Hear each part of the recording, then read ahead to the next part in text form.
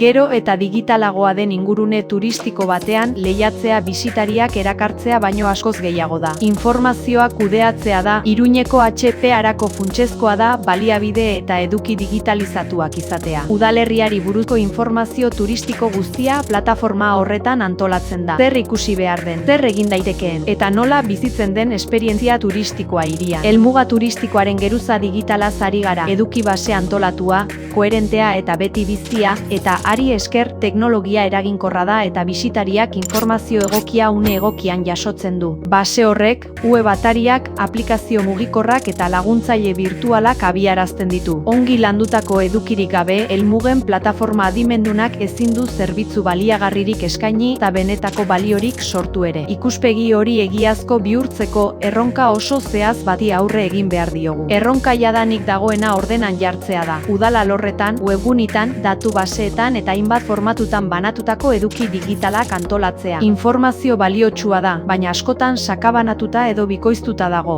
eta zaila da hura berrerabiltzea. Zati bat digitalizaturik dago jada, baina ez dago beti konektaturik. Lehen urratsa informazioa biltzea da. Badauden edukiak identifikatzea. Non dauden, zer egoeratan dauden.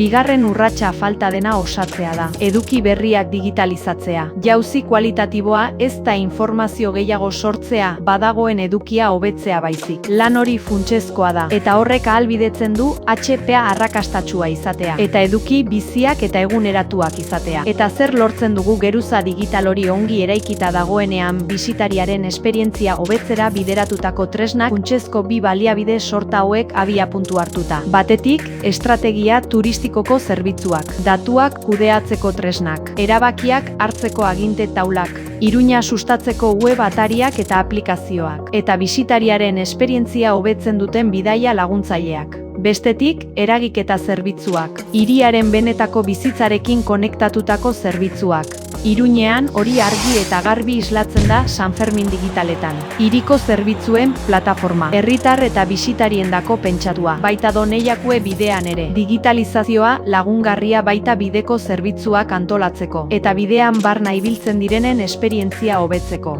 Digitalizatzea ez da helburu bat bere. Bitarteko ezin hobea da zerbitzu hobeak eskaintzeko, erabaki hobeak hartzeko eta inguru turistiko ez zinez gozatzen duten pertsonendako helmugak benetan eraikitzeko.